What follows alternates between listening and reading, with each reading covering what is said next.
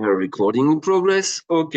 Alors, on va reprendre donc à partir de cet exercice-là. Je vais vous ouvrir un écran blanc. Hop, un tableau blanc. On y va. Et évidemment, j'ai plus en tête. Oh là là, j'ai plein de trucs. Donc, en fait, il fallait, pardon, comparer la stabilité d'une série de carbocations. Alors, ce qui doit marquer tout de suite sur les carbocations, c'est les côtés, hop là, galerie, non, c'est pas ça. Côte à côte, est-ce qu'il y a la vignette? Non, pas ça non plus. Je suis en train de chercher l'affichage pour.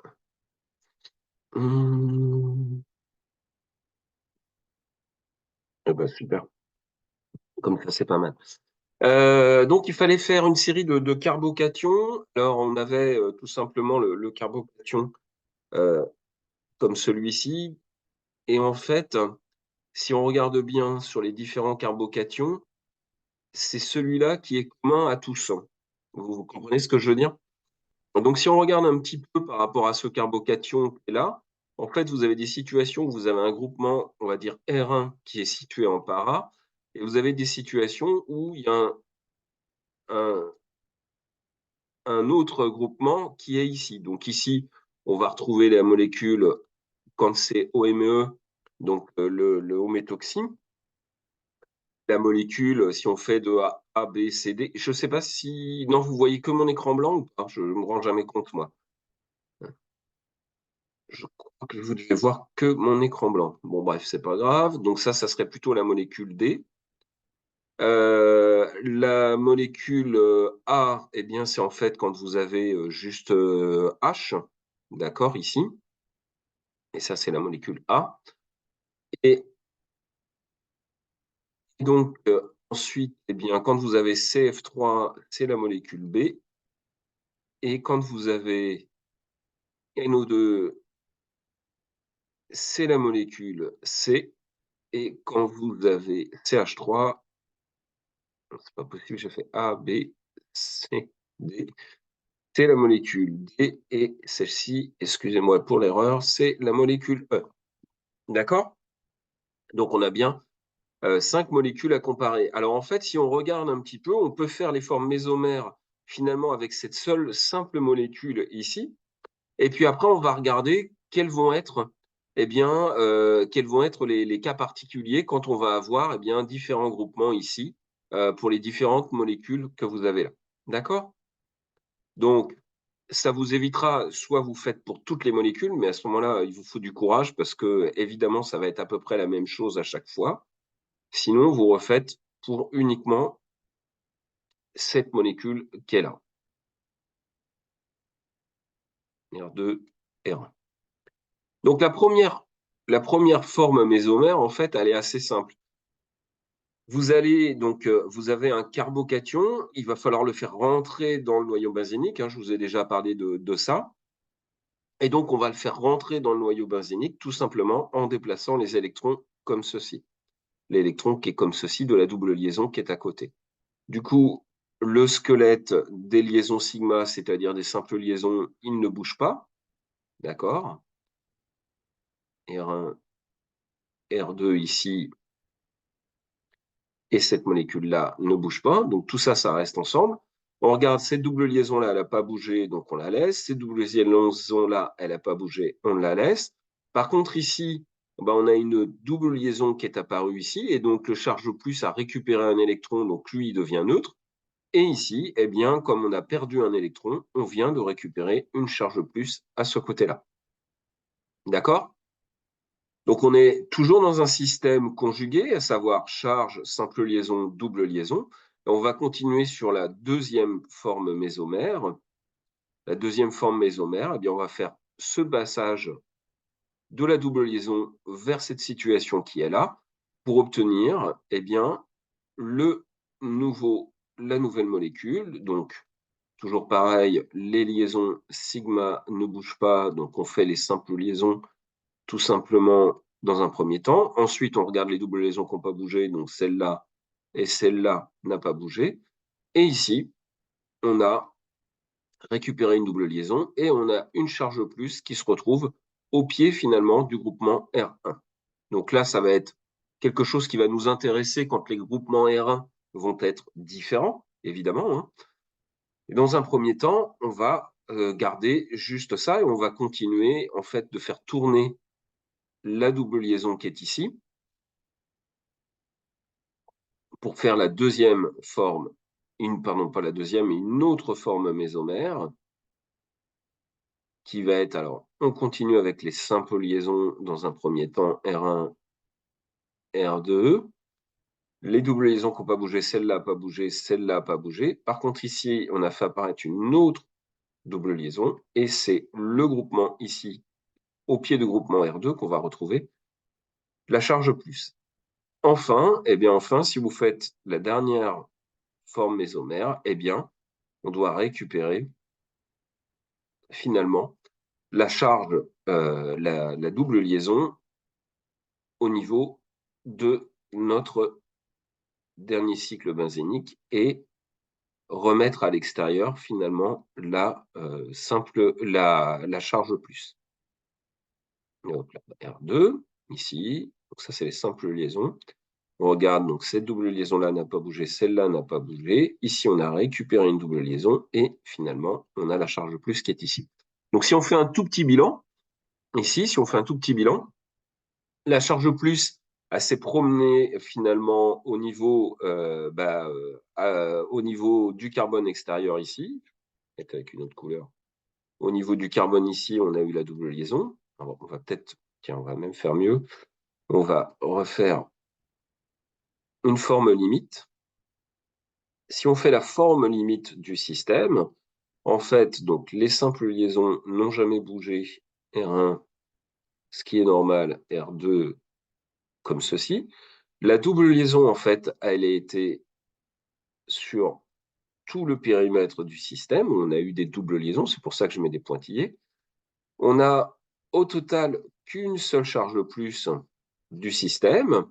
Et cette charge plus delta, en fait, elle s'est portée ici. Si on regarde bien ici, et uniquement ici, plus delta, et ici aussi. Et en d'autres termes, ce carbone-là et ce carbone-là n'a jamais, dans toutes les formes mésomères, n'a jamais porté le carbocation. D'accord? Ça va, ça? Donc, sur ces formes mésomères, en fait, quand on va comparer les molécules, ce qu'il va falloir comparer, c'est finalement les endroits où on a quelque chose qui nous intéresse autour du R1 et autour du R2. Et si on regarde un petit peu ces formes-là, c'est lesquelles? Finalement, c'est cette forme-là qui va être intéressante et c'est cette forme-là qui va être intéressante. D'accord? Pourquoi elles vont être intéressantes? Eh bien, parce que c'est justement à côté du R1 qu'on va avoir la charge plus et à côté du R2 qu'on va avoir la charge plus. OK? Donc, si on est d'accord avec ça, je vais pouvoir effacer. Hop là. Alors, attendez, comment on fait déjà pour effacer ça? Je vais pouvoir effacer ce truc-là. Ouf. Là. Tant pis. Voilà.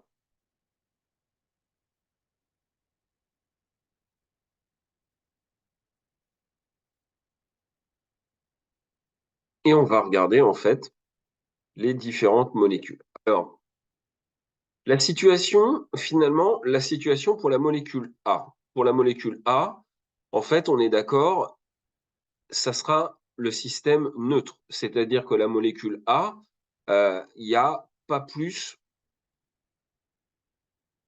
d'effet mésomère. Mésomère et inductif. La molécule A, finalement, la première molécule, il n'y a rien de particulier, hein, si je ne me trompe pas. Il n'y a rien de particulier. Maintenant, passons à la molécule B. La molécule B, en fait, vous allez avoir cette situation sur la forme mésomère qui est indiquée, pardon, ici. Donc, on aura ce système-là avec la molécule B, avec un CF3.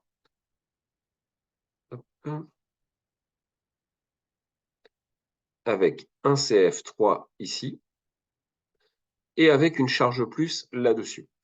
Alors, le fluor, il a bien des orbitales de P, mais si on regarde bien entre la charge et, entre la charge et les doublets libres, de toute façon, il y a deux liaisons. Donc, il n'y a pas de mésomérie.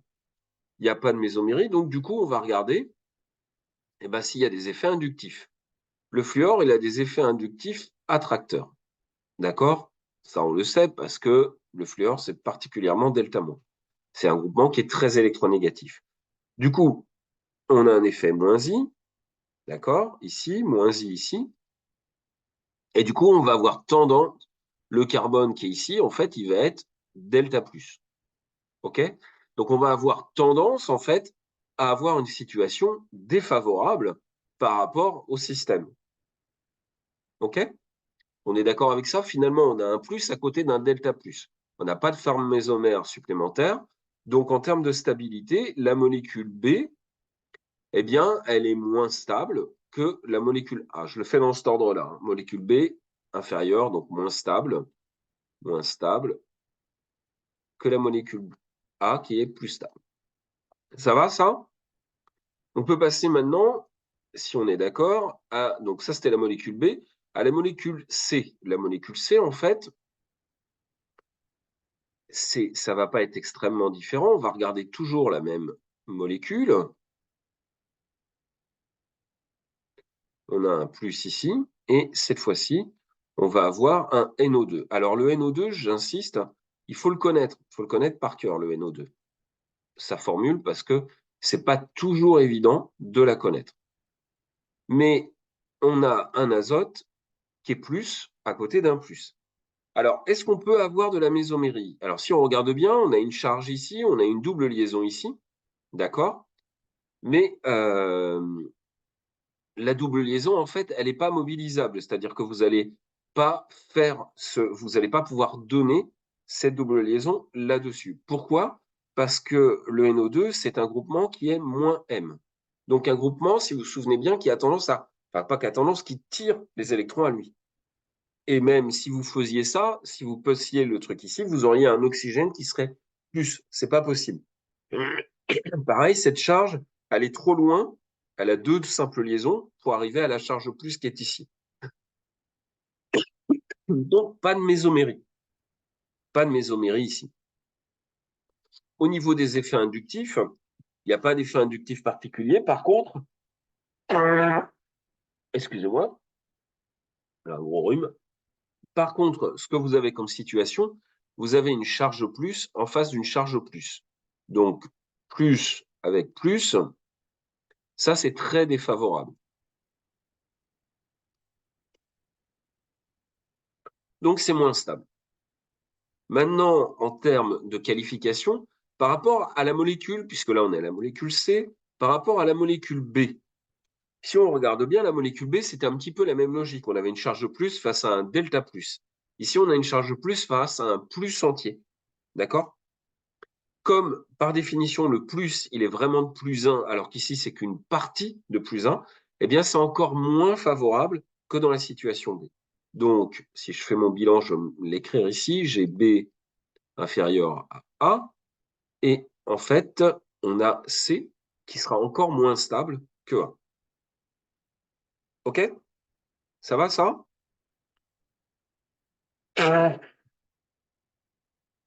Alors, je vais prendre un peu de place ici, je vais revenir là.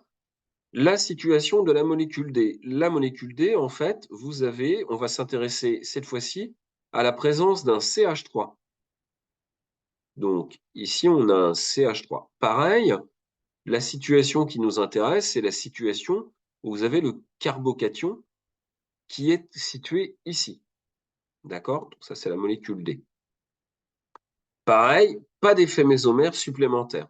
Sauf que ici, le CH3, il a un effet plus I. D'accord? C'est-à-dire qu'il va avoir tendance à donner des électrons sur quelque chose qui est pauvre en électrons. Donc ça, c'est une situation qui, au contraire, va être une situation favorable par effet inductif.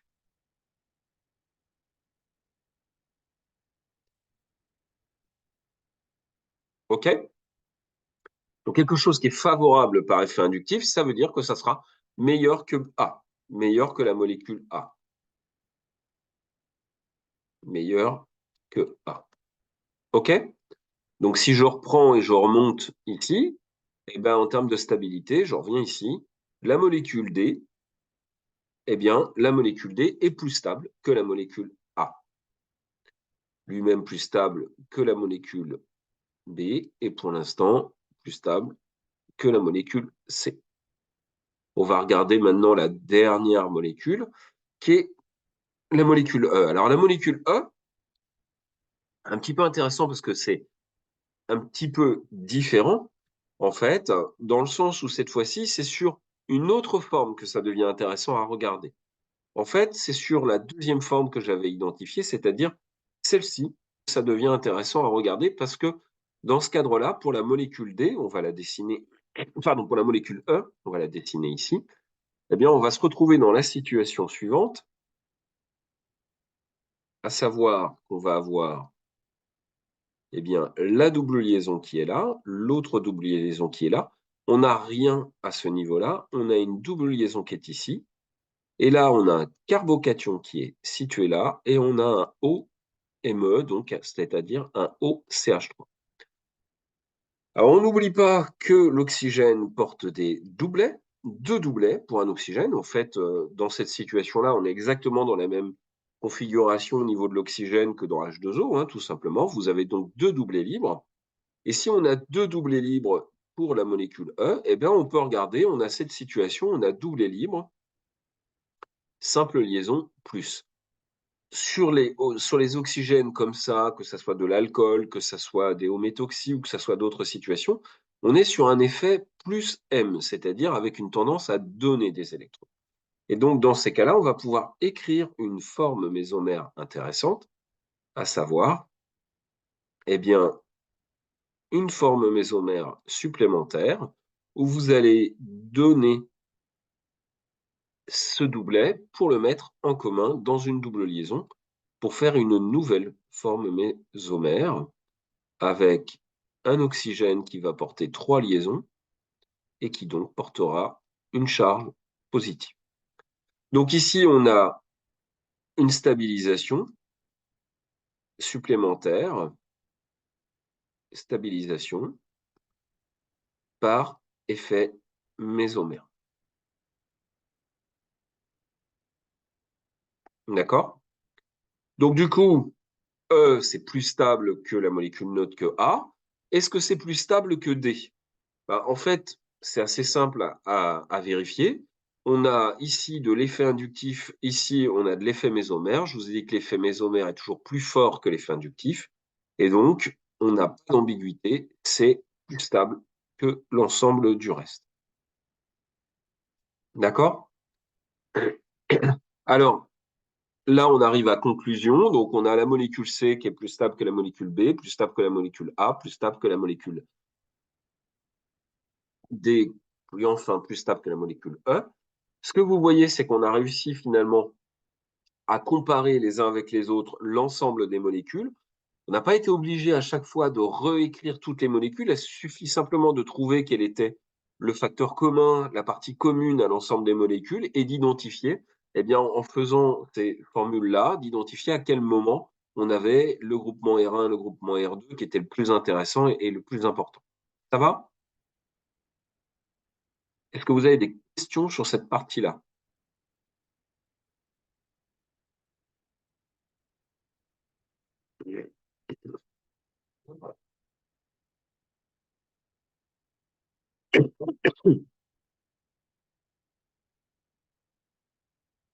Alors, pardon.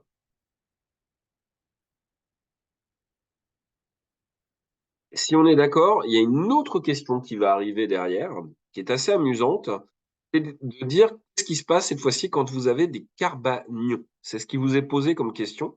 Et qu'est-ce qui se passe quand on a des carbanions?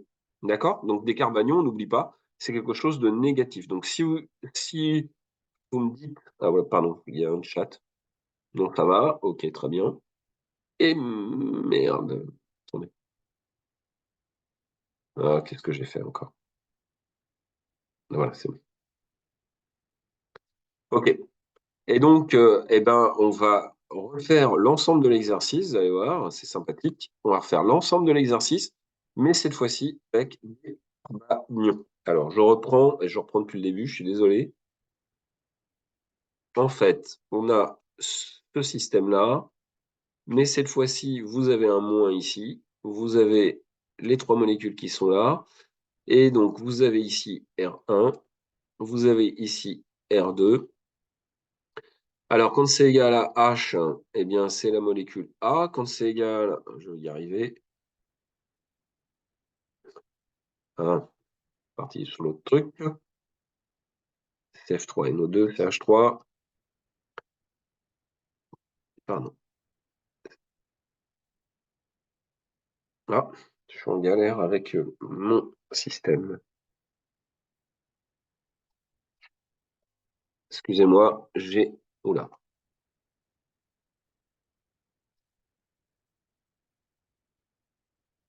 Attendez.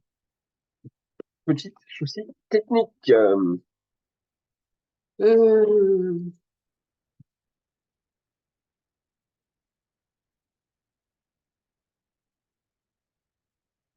la tablette marche plus bien.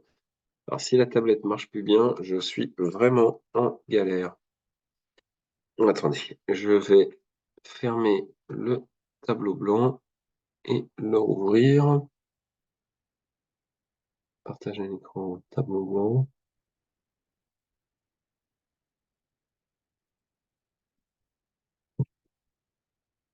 Ok, c'est bon. Alors, on reprend, excusez-moi, on reprend avec cette molécule, cette fois-ci qui est un carbanion, donc avec une charge au moins, ici un groupement R1, ici un groupement R2, donc R1 quand c'est un H, c'est la molécule A, quand c'est ensuite un CF3, c'est la molécule B, un NO2, c'est la molécule C, j'espère que c'est ça. Voilà, un CH3, c'est la molécule D, pardon, et un O-méthoxy, c'est la molécule E. Donc, toujours pareil, à la différence cette fois-ci que on va avoir un groupement, enfin, on va avoir un carbanion, donc quelque chose qui va avoir tendance dans le système à faire rentrer un électron, d'accord? Donc, on va faire rentrer un électron comme ceci pour faire une double liaison. Et évidemment, si on fait ça, eh ben, le carbone qui est ici porterait 5 liaisons, donc il va dégager un de ces électrons sur le carbone du voisin. Donc, ce n'est pas la première fois qu'on voit cette situation. Hein. Vous reprenez les situations suivantes qu'on avait déjà fait ensemble. Et, excusez-moi pour mes dessins, je ne suis pas meilleur sur une tablette graphique que sur le tableau. Bref, donc on retrouve cette situation-là avec la charge de moins qui a bougé ici. Comme je vous l'ai déjà dit, on continue, il faut toujours faire tourner en fait le système. Hein, donc on continue à faire tourner le truc, la charge de moins. Donc ça ressemble en fait à la situation, ça ressemble à la situation précédente où vous aviez un carbocation.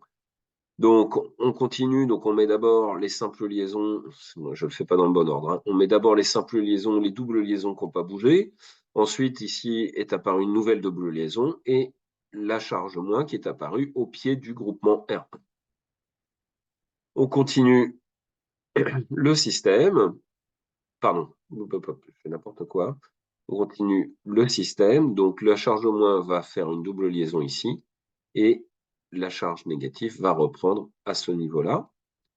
Et donc, vous allez obtenir la situation suivante qui nous intéresse également. Donc, vous avez le squelette des simples liaisons qui n'a pas bougé, c'est normal, c'est de la mésomérie. Vous avez bien cette double liaison qui n'a pas bougé, celle-ci qui n'a pas bougé. Vous en avez fait apparaître une nouvelle ici. Par contre, il vous faut un charge moins là-dessus. On vérifie, je n'insiste pas, mais on vérifie à chaque fois, toujours la même situation, qu'on a à chaque fois qu'une seule charge moins. On n'a pas, comment dire, on a toujours une charge globale qui est de -1 et on continue avec une charge globale qui est de -1.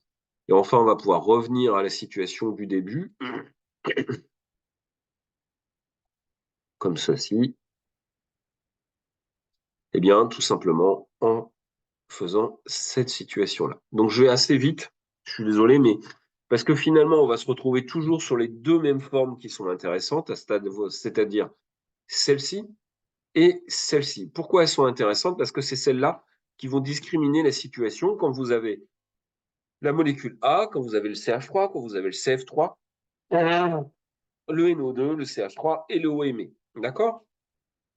Alors, on regarde en fait la situation suivante et on va commencer donc avec la molécule A. Donc la molécule A, eh bien, c'est toujours pareil, c'est la situation neutre, c'est-à-dire vous n'avez que des hydrogènes. Donc rien d'intéressant à voir sur la molécule A.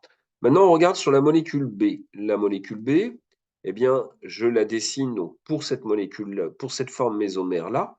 Donc je rappelle, les formes mésomères, vous les retrouvez toutes celles qui sont dessinées ici, vous les avez pour l'ensemble des molécules. Mais il se passe quelque chose de particulier pour la situation suivante, donc pour la molécule B, puisqu'ici vous avez un groupement CF3. Donc, c'est la même chose que tout à l'heure, sauf que cette fois-ci, vous aviez un système delta plus, et cette fois-ci, vous avez une charge négative à côté. Donc, c'est une situation qui est électrostatiquement favorable. D'accord? Et ici, c'est favorable, eh bien, par effet mésomère, par effet inductif. D'accord? Et l'effet inductif, c'est l'effet moins I, en fait, que vous avez, parce que vous avez plusieurs systèmes comme ça. OK? Donc, la molécule B, en termes de stabilité, je vais reprendre, en fait, le système qu'on avait tout à l'heure, hein. Donc, la molécule A, je peux mettre tout de suite la molécule B comme étant la molécule B qui est plus stable, cette fois-ci, que la molécule A. D'accord? On continue? On continue cette fois-ci pour s'intéresser avec la molécule C. Alors la molécule C, je rappelle, donc on va reprendre le NO2, on reprend la même forme qui nous intéressait, c'est-à-dire celle où on a une charge moins au pied du NO2. On se souvient que le NO2, eh bien, c'est un système moins M, donc qui a tendance à tirer les électrons à lui, avec une charge plus ici. Et donc, on va retrouver une nouvelle forme mésomère par l'effet moins M du NO2. Et on va avoir donc la nouvelle forme mésomère suivante.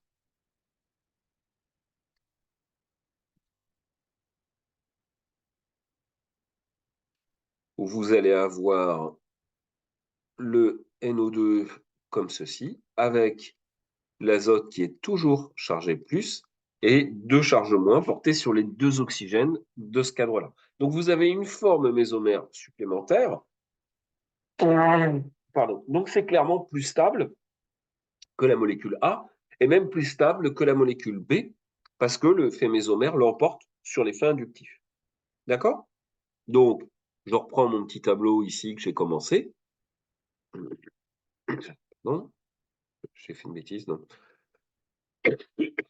Et donc ici, j'ai la molécule, on en était A, B, la molécule C qui est plus stable que la molécule B, elle-même plus stable que la molécule A.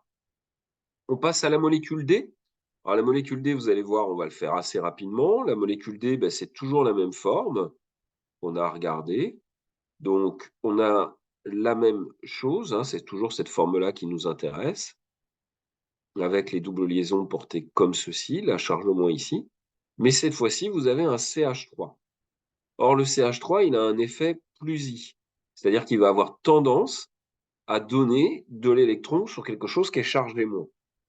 Et ça va être défavorable ça va être défavorable dans cette situation-là. D'accord? Donc, clairement, cette situation-là, eh ben, ça fera que notre molécule D, elle sera finalement moins stable que la molécule A. Enfin, on va passer à la dernière des molécules. Vous voyez, c'est pas extrêmement, c'est un peu la même chose. Enfin, c'est pas la même chose, mais c'est le même type de raisonnement. Et on va passer à la dernière molécule, j'arrive, qui est la molécule E. Mais cette fois-ci, on regarde toujours avec une autre forme mésomère, mais c'est le même raisonnement. Donc, on a ces doubles liaisons qui sont portées comme ceci, le carbanion qui se situe sur ce carbone-là, et cette fois-ci, on est face à un OCH3. Alors, le OCH3, il a un effet plus M, c'est-à-dire un effet donneur. Donc là, il n'y aura pas d'effet mésomère. C'est comme le NO2 tout à l'heure qui était face au charge plus. D'accord? Donc, clairement, le fait de ne pas avoir d'effet mésomère, ça va nous empêcher à avoir quelque chose de favorable. Et c'est exactement la même situation si vous regardez avant avec l'effet NO2 qu'on avait sur la situation du carbocation. Par contre, si on regarde un petit peu plus précisément, eh bien, notre oxygène, il est delta moins, et on a un moins face à un delta moins. Et ça, c'est électrostatiquement défavorable. D'accord?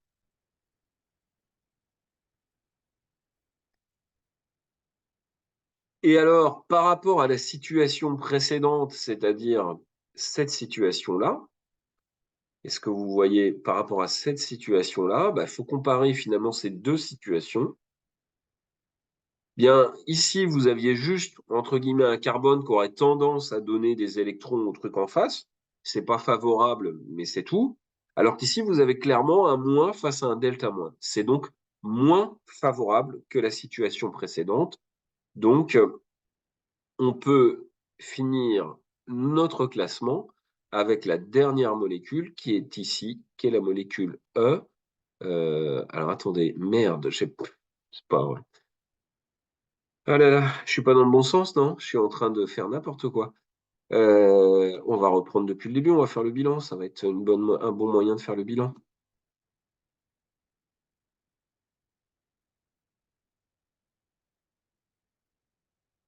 OK, on refait le bilan. On va mettre ici le moins stable, ici le plus stable. Alors, regardons un petit peu. La molécule la moins stable de toutes. La molécule la moins stable de toutes, finalement, c'est la dernière. Vous aviez un delta moins face à un moins. Donc la moins stable, c'est la molécule E. La plus stable de toutes, c'est celle qui a donné un effet mésomère. C'est la molécule C. OK?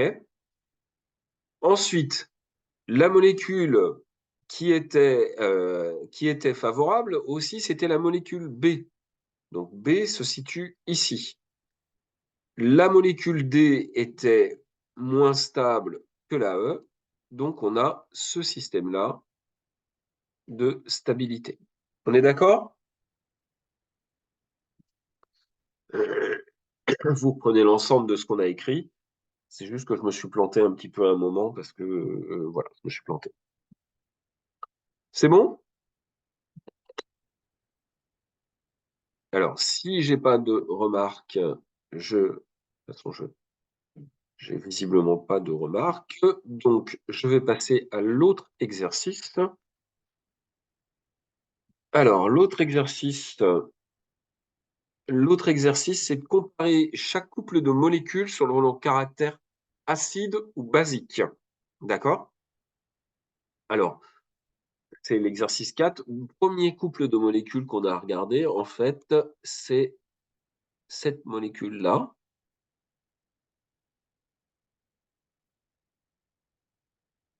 J'ai dû déjà vous en parler. Donc, le phénol, c'est une molécule qui est acide, qui a une petite tendance à être acide.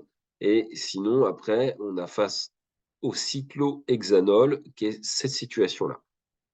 Alors, qu'est-ce qu'on fait pour vérifier la basicité ou des choses comme ça? Souvent, on va regarder eh bien, la stabilité, en fait, des bases conjuguées. Stabilité des bases conjuguées.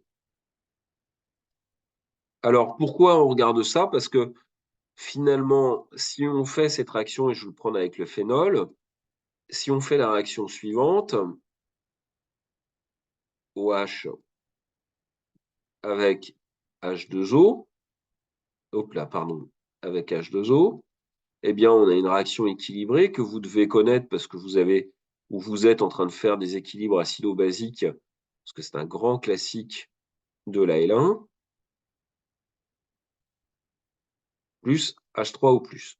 D'accord? Donc, si ça, c'est stable, et ça veut dire que ça va avoir tendance à aller faire la réaction dans ce sens-là, et donc ça va avoir tendance eh bien, à produire des H3O+, donc par définition à être acide. OK? Donc, si on peut regarder un petit peu la stabilité de ça, alors on va vite se rendre compte qu'on a une charge moins, eh bien, une simple liaison et une double liaison, et en fait, les formes mésomères, eh bien, ça ressemble, et pour ça je vais aller assez vite, ça ressemble comme deux gouttes d'eau à ce qu'on avait fait avec le carbanion précédent. Alors, je vais rapidement les écrire, mais on va retrouver une situation avec une cétone, comme ceci, une charge moins ici, une double liaison comme cela. On va continuer à faire voyager cette charge moins pour obtenir une autre cétone également avec l'oxygène ici, la double liaison comme cela et la charge moins ici. Cette charge moins, elle va se promener encore une fois pour faire encore une nouvelle forme mésomère, comme ceci. Hop, hop et hop. Et enfin, on retrouve l'état initial. Eh bien, finalement, en continuant de faire le tour des charges négatives, hop là, pardon, l'oxygène, et comme ceci. Donc ça, c'est stable par effet mésomère. Par effet mésomère. Si on regarde cette autre molécule qui est là, eh bien, cette autre molécule qui est là, en fait, vous allez avoir des effets inductifs, des effets inductifs, hop là, je vais y arriver. Si je reprends l'autre, cette fois-ci, le cyclohexanolate, donc vous avez une charge moins ici, vous allez avoir des effets inductifs plus I, en fait, qui sont donnés par les trucs, qui vont défavoriser. Donc, de toute façon, ça sera défavorable par effet inductif. Mais au-delà de ça, par rapport à l'autre qui est stabilisé par effet mésomère, bah, c'est clair que le phénol est plus acide. Il est plus acide que le cyclohexanol. OK? C'est aussi simple que ça. Est-ce que ça va? Si vous pouviez juste me dire. Pardon. Vous pouviez juste me dire si ça va. En fait, je vois rien. C'est bizarre. Si vous pouviez juste me dire si ça va. Participants, ouais. Le chat ici. Ouais, c'est bon.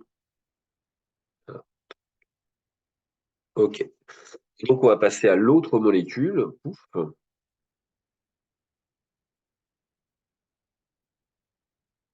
Hop, hop. L'autre couple, hein, c'est à chaque fois, c'est des couples, c'est le couple 2. Vous avez alors l'éthanol. Moi, je suis passé en vert, hein, je suis désolé.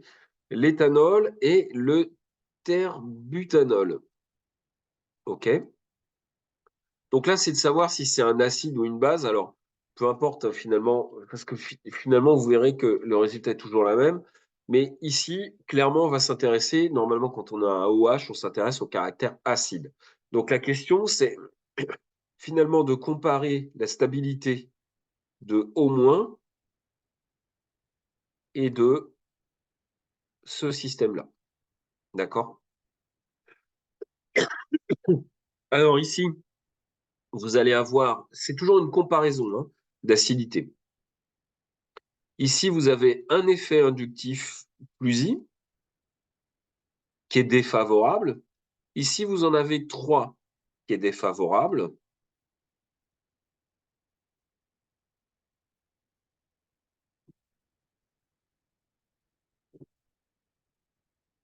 Alors, 1 plus I défavorable et 3 plus I défavorable. OK? Donc, on réfléchit comme ça.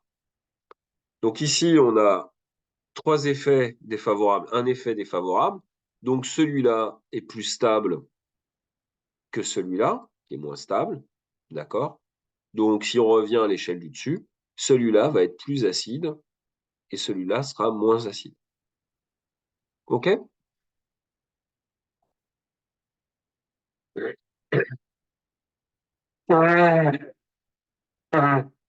Est-ce que vous comprenez la logique? D'accord? Donc la logique, c'est la suivante, hein. Il y en a un qui est plus acide, moins acide.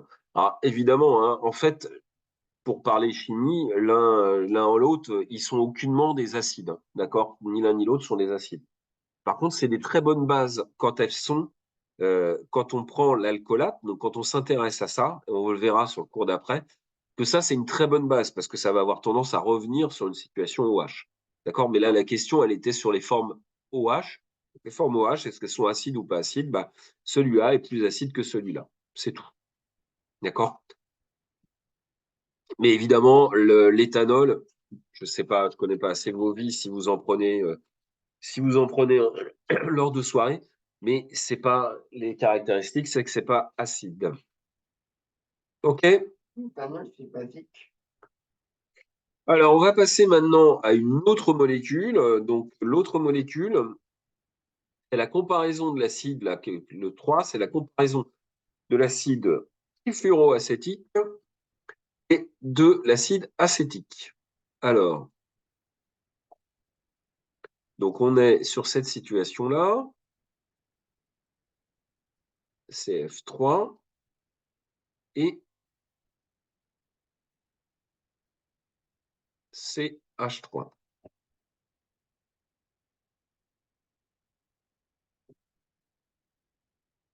Donc ça, c'est l'acide trifluoroacétique et ça, c'est l'acide acétique. J'ai eu l'impression qu'on l'avait fait ensemble déjà ça, mais peut-être que je me trompe.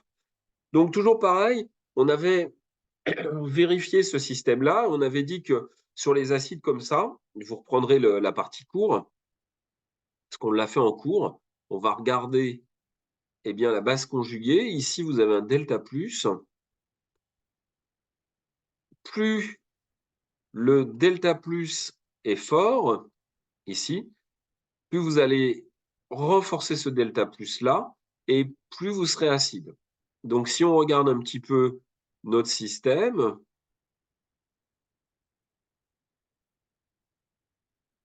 donc toujours avec la base conjuguée,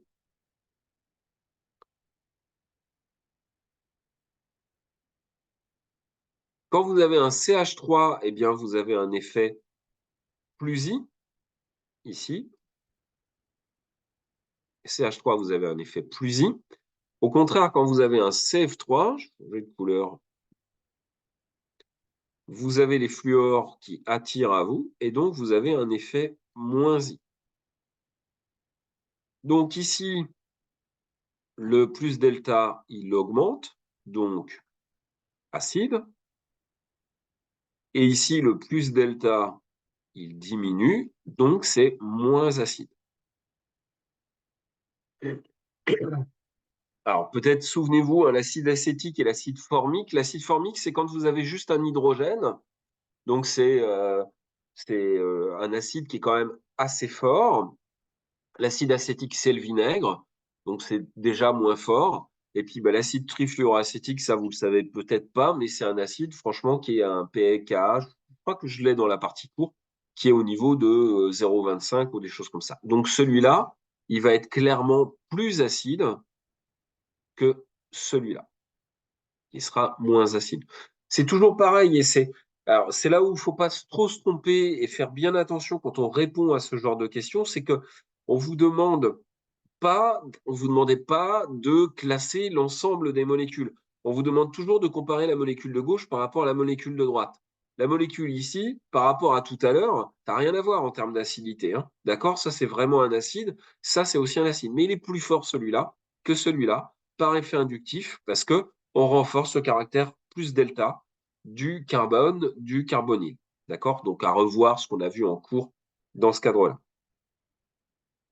Enfin, le dernier. Alors, le dernier, il est intéressant. J'efface, hein. C'est bon? De toute façon, c'est enregistré. Donc, voilà. Le dernier, il est particulièrement intéressant parce que on va s'intéresser justement à une dernière classe de molécules et les amines, si vous regardez bien, et les amides. Vous vous souvenez de ça? Hein?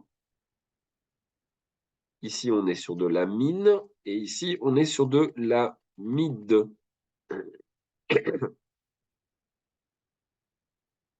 Alors,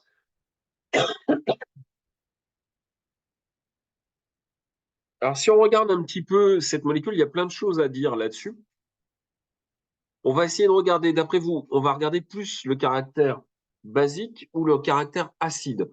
D'une façon générale, une amine ou une amide, c'est, ça peut être acide, mais c'est quand même plus généralement basique. OK? Alors, si c'est basique, on va prendre justement sur cette molécule-là. Si c'est basique, c'est l'inverse, c'est-à-dire que ça capte du H3O+. Ah, j'ai Eric Le Foyer là, je ne sais pas ce que c'est. Hop là. Ça capte les H3O+,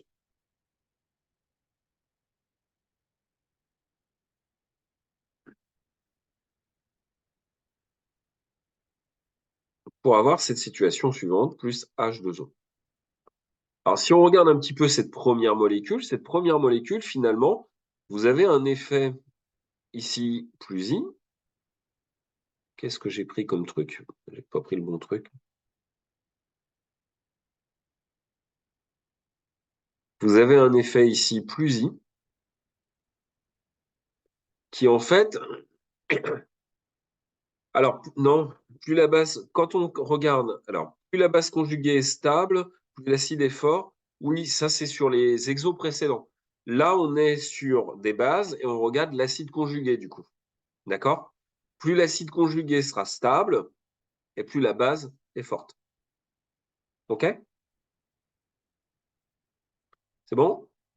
Alors maintenant, on regarde un petit peu. Donc ça, pour cette amine-là, eh bien, on va avoir une stabilisation par stabilisation plus I par effet inductif.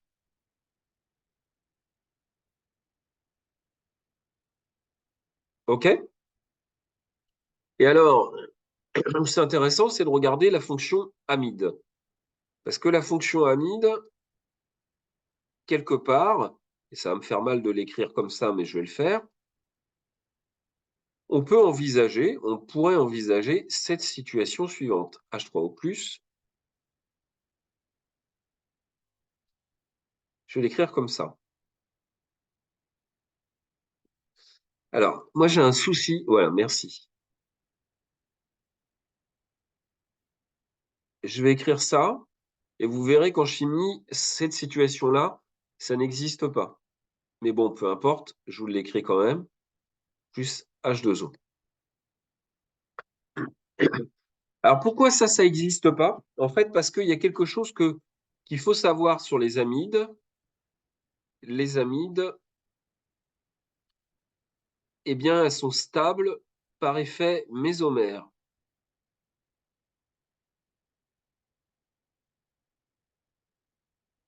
Alors pourquoi par effet mésomère? Eh bien, si vous regardez précisément, vous avez ici double liaison, simple liaison, doublet libre, et vous pouvez faire une autre forme mésomère qui est celle-ci.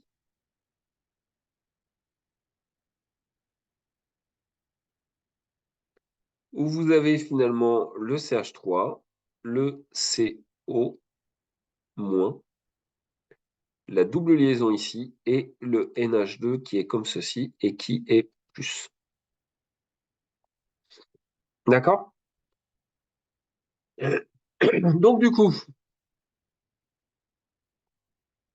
Donc, en fait, le H3O+, on est d'accord qu'il va aller partir. Ici, le H3O+, sur la situation avant, il allait prendre le doublet, en fait, du NH2 pour y laisser un hydrogène. D'accord? En fait, c'est le doublet du NH2 qui va, pour être un peu plus correct, qui va attaquer un hydrogène du H3O+. Ici, ce doublet qui est là, il ne peut pas aller vers le H3O+, parce qu'il est pris dans la mésomérie. D'accord? Donc, les amides, c'est ni acide, ni basique, et c'est une fonction chimique très stable, sur lequel vous ferez quasiment aucune opération chimique. À savoir que quand vous avez des amides, quand vous avez des réactions à faire, vous avez des amides, ben c'est un peu comme quand vous faites de l'alcane, on ne fait plus beaucoup de réactions sur des alcanes, et ben vous verrez, on ne fera plus beaucoup de réactions sur des amides. Alors, c'est assez normal que c'est stable, hein, parce que les amides, en fait, les amides, c'est vous, c'est les protéines, c'est tout ce que vous êtes, tout votre le corps humain, tout le vivant, en fait, eh bien, c'est des protéines. De votre peau, qui est du collagène, hein, à vos cheveux, qui est de la kératine, hein, aux ongles, qui sont aussi de la kératine, tout ça, c'est des protéines, et des protéines, c'est des amides, des fonctions, c'est des polyamides, des fonctions amides. Et les polyamides, c'est aussi les tissus. Hein, beaucoup de tissus sont en polyamides. Donc, il y a une raison, en fait, ça fait des molécules qui sont très stables. Donc, ni acides, ni basiques. OK? Donc en fait, ce que je vous ai écrit, ça, là, ça n'existe pas. C'est-à-dire qu'en fait, pourquoi ça n'existe pas? Parce que le doublet, il est pris dans la mésomérie qui est ici. Et le doublet qui est là, en fait, il va jamais vers l'H3O+. Et donc, cette situation-là, elle n'existe pas. Donc, pour finir, on va dire que cette amine-là, eh bien, va être plus basique que celle-là qui sera moins basique et qui, en fait, n'aura pas réellement de basicité dans ce cadre-là. En gros, cette molécule, hein, qui s'appelle l'acétamide, si vous le mettez dans une solution et que vous mettez un truc de pH, vous allez tomber sur un pH qui va être égal à 7, et c'est tout, quoi. OK? Si le doublet est très... Alors, hop là. Si le doublet est très... Si le doublet est très délocalisable et donc moins disponible et donc moins basique. Alors, dans le cas de la mésomérie, alors oui, ça peut arriver. Sur certaines situations, ça peut arriver. En fait, mais là, on n'a pas d'exemple là-dessus. Il faudrait que je vous trouve un exemple. On a cette situation-là de basicité. Je vous donne un exemple. Attendez. Si on prend cet exemple-là d'une molécule comme ceci, c'est un exemple classique, hein. Cette molécule-là et cette molécule-là, je ne me souviens plus comment ça s'appelle, c'est du pyrrole ou quelque chose comme ça. D'accord? Cette molécule-là, en fait, elle a un doublet. Et alors, c'est un peu galère, mais je vais vous faire les formes mésomères de ce truc-là. D'accord? Oh, c'est une bonne question, hein. Et ça sera fait à la limite. Et vous allez voir, on va galérer avec. Pardon, on va galérer avec ce truc-là. Attends, j'ai fait une bêtise, je suis en train de mettre une charge de plus. Alors que c'est une charge de moins. Ici, c'est une charge de plus. Et donc, alors, vous regarderez ça. Alors, je sais pas, moi j'ai Agis, etc., qui sont en train de décrire sur le tableau blanc. Enfin, pas qui écrivent, mais qui bougent sur le tableau blanc. Et alors, c'est peut-être tout bête, hein, mais du coup, quand vous vous pointez sur le tableau blanc, moi, je peux pas écrire par-dessus vous, et donc ça devient un peu gênant. Donc, je ne sais pas pourquoi ça fait ça, mais ça fait ça. D'accord? Par exemple, Eva Le Foyer, là, je peux pas continuer à écrire. Il faudrait voilà, que quelqu'un bouge. C'est bizarre, j'arrive pas à trouver l'explication du truc. Alors, ça a l'air bête, mais les cycles à 5, c'est plus difficile à faire les formes mésomères sur les cycles à 5 que sur les autres cycles.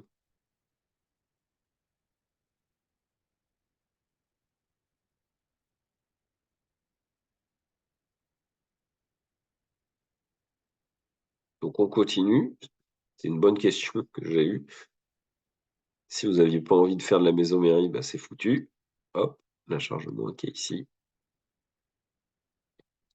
Et on récupère le doublet ici pour retrouver, eh bien, finalement, la situation qui est ici, à savoir les deux doubles liaisons qui sont situées ici et le doublet qui est là.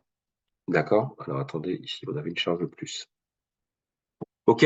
Donc, du coup, en fait, ce doublet qui est là, il n'est pas mobilisable.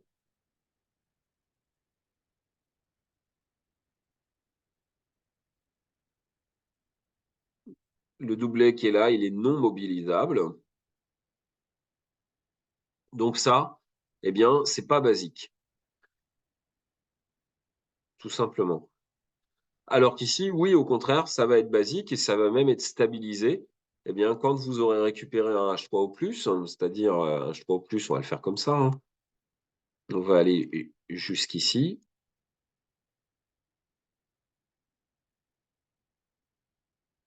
Donc, vous allez récupérer cette molécule-là, avec les deux hydrogènes ici, la charge plus là, plus H2O.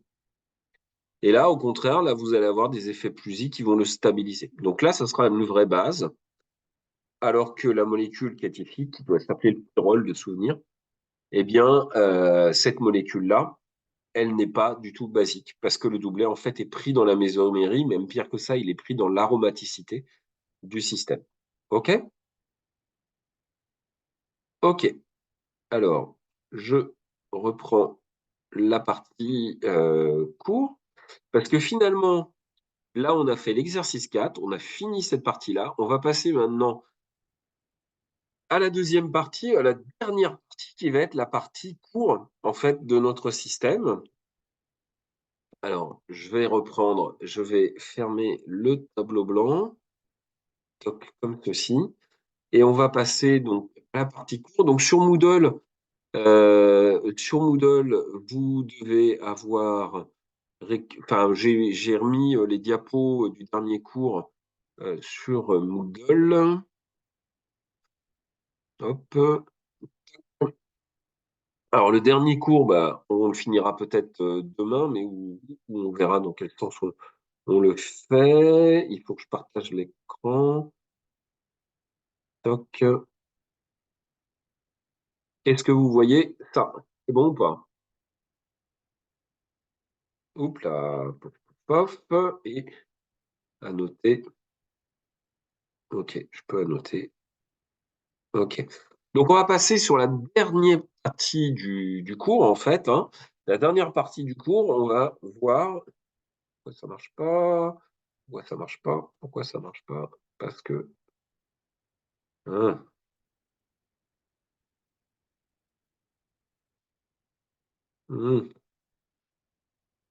bon,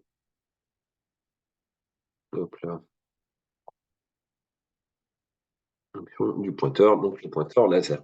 Donc, on va voir les dérivés halogénés, les substitutions et les éliminations nucléophiles, qui sont la dernière partie, en fait, du cours.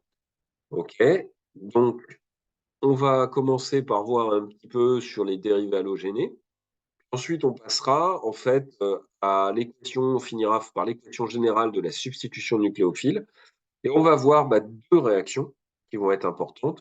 La substitution nucléophile du premier ordre et la substitution nucléophile du deuxième ordre, avec les différentes implications que ça a. Ensuite, eh bien, on passera au pendant de la substitution nucléophile, qui vont être les éliminations, avec deux types d'éliminations, donc les éliminations E1 et les éliminations E2.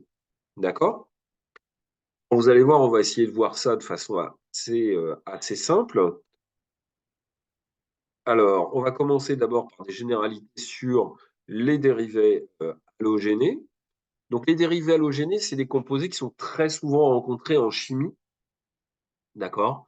Donc, dans les exemples classiques, on les retrouve beaucoup dans les médicaments. Donc, je vous l'ai déjà dit, mais je suis assez porté sur tout ce qui est chimie assistée à la biologie, enfin, chimie théorique, mais plutôt dans l'aspect pharmacologie. Donc, en fait, on retrouve eh bien, on retrouve des molécules très classiques comme le lévothyrox, donc, ou la thyroxine, donc pour l'hormone thyroïdienne, avec des composés des halogènes qui sont des iodes, en fait, qu'on retrouve positionnés un petit peu partout. On retrouve aussi un antidépresseur classique avec la fluoxétine, donc c'est histoire de vous illustrer le fluor que l'on retrouve très classiquement en fait dans les médicaments. C'est une molécule très très très classique. Ah, pardon, le fluor c'est un atome très classique en médicament. Le brome, ben, on en retrouve par exemple dans le bromazépam, hein, donc tel Lexomil, je ne sais pas si vous avez pris. Et donc, la petite blague, l'hydroxychloroquine, en fait, quand j'avais fait le cours, c'était en 2020, et donc se posait encore la question si l'hydroxychloroquine allait être un médicament contre le Covid. Il s'est avéré que non. Pardon, mais ça reste quand même un médicament dans le traitement de la polyarthrite rhumatoïde. OK. Alors, on retrouve aussi des dérivés halogénés dans d'autres exemples de chimie, hein. Vous avez dans les pesticides, alors c'est pas des médicaments les pesticides, mais c'est pas loin d'être des médicaments parce que finalement on a une activité biologique, hein. Donc vous avez ici le DDT qui est un composé qui est assez intéressant et qui a tué beaucoup de moustiques. Alors, évidemment, on pense toujours à la biodiversité, mais néanmoins, l'usage du DDT dans les années 50, ça a enlevé, tous les cas de malaria qu'on avait dans le Var et notamment près de Marseille. On a oublié, mais dans les années 40, on avait encore des gens qui mouraient de malaria en France. Et donc, bah, en tuant les moustiques, ça a été très efficace.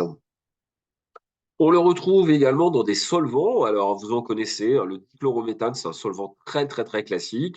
On a également le chloroforme, donc avec 3 groupements chlore. On a également le N-bromopropane, qui sont des solvants très classiques en chimie. On le retrouve dans des polymères, alors des polymères comme dans des plastiques, le polychlorure de vinyle, ou également le polytétrafluoroéthylène, eh bien, qu'on appelle le PTFE, ou le téflon qu'on retrouve dans les poêles, qui est assez classique. Donc tout ça, c'était juste de l'introduction pour vous dire que les dérivés halogénés en chimie, c'est important. Et ça va avoir une réactivité qui va être un petit peu particulière, en fait, parce que finalement, les dérivés halogénés, on les retrouve très, très, très souvent dans les voies de synthèse. C'est-à-dire que, alors, qu'est-ce qu'on appelle une voie de synthèse? Si vous voulez, quand vous voulez faire une réaction que vous. Enfin, l'idée de la chimie organique, c'est un petit peu le Lego. C'est-à-dire que vous avez une molécule qu'on veut faire au début, à la fin, pardon, je vais y arriver, une molécule qu'on veut faire, et on a des composés de départ. Et on va construire des Legos qui sont à l'échelle de l'atome, hein. On va construire des réactions chimiques de façon à obtenir les choses, le produit final à la fin. Et donc, dans ces réactions, eh bien, vous avez des intermédiaires réactionnels, hein, et ces intermédiaires réactionnels, ces produits qui sont de réaction, eh bien, c'est très souvent des dérivés halogènes. Alors, les facteurs qui déterminent la réactivité des dérivés halogénés, ben, il y a deux choses. Il y a la polarisation et la polarisabilité. Donc, deux choses qui sont un petit peu différentes, mais vous allez voir, pour nous, on va pas trop s'embêter à rentrer dans cette subtilité de différence. On va plutôt s'intéresser eh bien, à la polarisation et la polarisabilité en un seul truc qu'on va retenir finalement par le fait que bien, l'halogène, il est plutôt moins delta, c'est-à-dire il va avoir tendance à tirer les électrons. La polarisation, c'est la dissymétrie de répartition de densité électronique dans une liaison. Donc le doublet commun étant plus attiré par l'élément le plus électronégatif. Et quand on connaît que l'électronégativité du fluor est plus forte que le chlore, plus fort que le brome, plus fort que le iode, eh bien on va avoir, eh bien on va tirer sur ces liaisons-là. La polarisabilité, c'est un petit peu différent et vous l'avez vu au premier semestre, c'est la capacité des électrons à se polariser sous l'effet d'un champ électrique extérieur. En gros, les gros atomes sont plus polarisables que les petits, car les électrons de leur couche de valence sont plus éloignés du noyau et donc retenus plus faiblement. Alors, qu'est-ce qu'il faut retenir de ça? On va le retenir maintenant, on va le redire 20 fois, 30 fois si vous voulez, mais il faudra le retenir à un moment ou à un autre en termes de réactivité. Quand vous aurez un iode, ça réagira mieux que si vous avez un brome, ça réagira lui-même mieux que si vous avez un chlore. Enfin, quand vous avez un fluor, la quasi-totalité du temps, ça ne réagira pas. D'accord? Donc, on va presque l'éliminer, celui-là, dans notre tête. Et on dira à chaque fois, l'iode, c'est toujours mieux que le brome, toujours mieux que le chlore. OK? Je vous le dis maintenant, mais on va le redire, vous inquiétez pas. On arrive justement à l'équation générale de la substitution nucléophile. Alors, la substitution nucléophile, on va prendre ces deux mots ensemble. Nucléophile, c'est quoi? C'est une espèce, enfin, vous avez en tête ce que ça veut dire phile. Hein. Alors, il y a plein d'exemples très glauques sur le suffixe phile, mais je vous en donne un. Quand on dit quelque chose qui est hydrophile, c'est quelque chose qui aime bien l'eau. D'accord? Si vous aviez d'autres idées en tête, vous me faites peur. Il y a quelqu'un qui a mis un truc sur le chat. Même si le fluor est plus électronégatif, oui, oui, oui, oui, oui, oui. Son, ouais, ouais, ouais. La question est très bonne, mais en fait, c'est l'effet de polarisation parce que on va le voir sur les liaisons carbone-halogène. On verra ça après. Mais tout à fait. On va garder en tête que l'iode réagira mieux que le brome lui-même, que le fluor. C'est pas l'effet électronégatif qui jouera le plus dans ce cadre-là. Alors, un nucléophile, donc c'est une espèce qui veut du noyau. Donc, en fait, c'est une espèce qui veut du moins. C'est ça, un nucléophile. D'accord? Je vais raconter n'importe quoi. Excusez-moi. Oubliez tout ce que je viens de dire. Un nucléophile, c'est quelque chose qui veut du noyau, donc quelque chose qui veut une charge positive. Donc un nucléophile, c'est une espèce chimique qui a une affinité pour les charges positives. D'accord? Et un nucléofuge, c'est le groupe argon, donc c'est un halogène qui a été substitué par le nucléophile. Donc en gros, ici, X, ça représentera un halogène. D'accord? C'est lui qui va partir. Ça sera le nucléofuge. OK? Et NU, ça sera le nucléophile. Et R, vous verrez, ça sera le carbone qui sera entre les deux. D'accord? Donc, substitution nucléophile, si on regarde, et on va le revoir aussi avec les réactions, ne vous inquiétez pas, mais en gros, vous avez un dérivé halogéné, à la fin, vous n'avez plus d'halogène, et à la place, vous avez le nucléophile à la place de l'halogène. C'est ça l'équation générale de la substitution nucléophile. On avait un halogène, par exemple un chlore, on a fait réagir dessus un nucléophile, par exemple un OH-, et ben à la fin, vous avez un alcool et vous avez un CN. C'est ça la substitution nucléophile. Et donc, ça peut paraître bizarre, mais il y a deux types de substitution nucléophile qui vont correspondre à deux réactions différentes, donc la SN1 et la SN2. Alors, on va commencer justement par la substitution nucléophile de premier ordre. Donc, la substitution nucléophile de premier ordre, j'ai mis une petite illustration dont je suis très fier, et vous allez comprendre, et on reverra ça après, sur cette histoire de chat. Donc en fait, vous avez une molécule de départ, c'est cette molécule-là, avec un chat. Donc ici, le chat gris, en fait, c'est un halogène. Le chat gris s'en va et laisse le panier libre.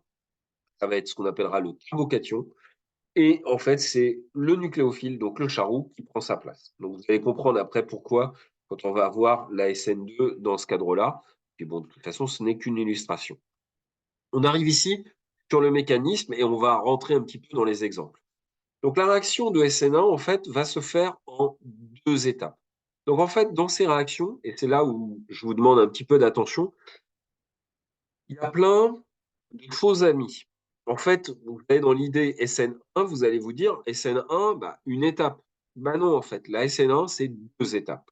Et blague, la SN2, ça sera qu'une étape. D'accord? La SN1, elle va se faire en deux étapes.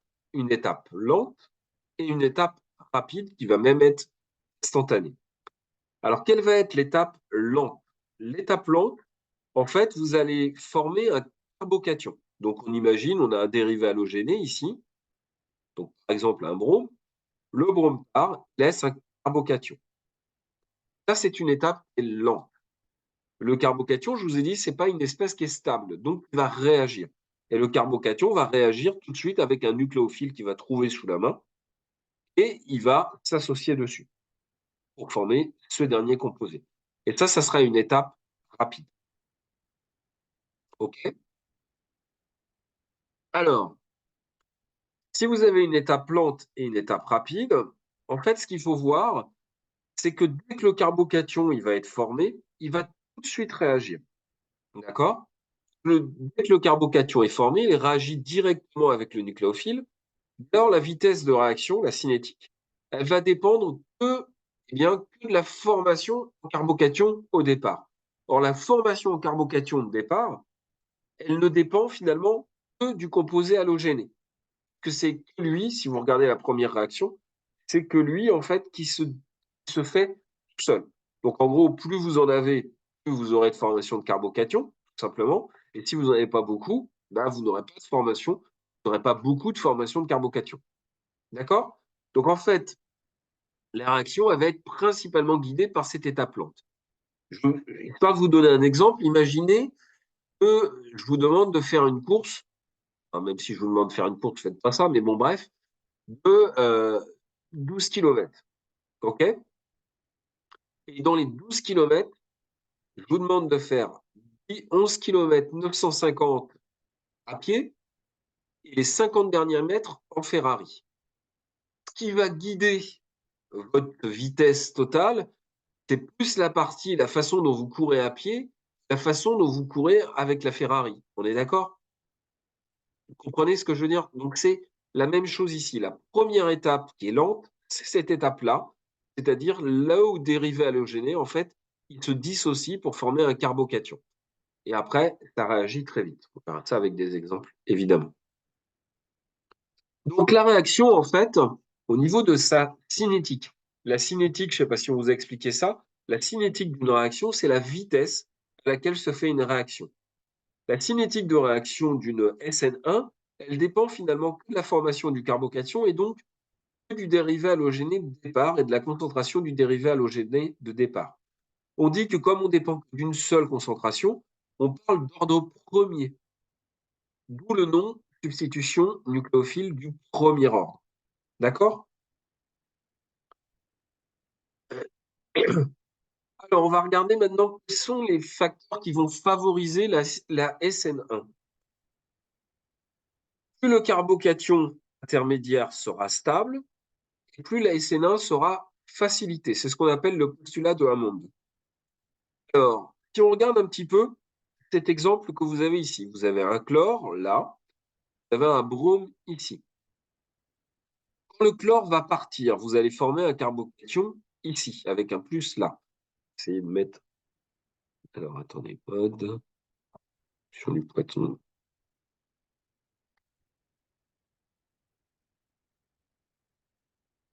Donc là, ça marche pas. Non, c'est pas grave.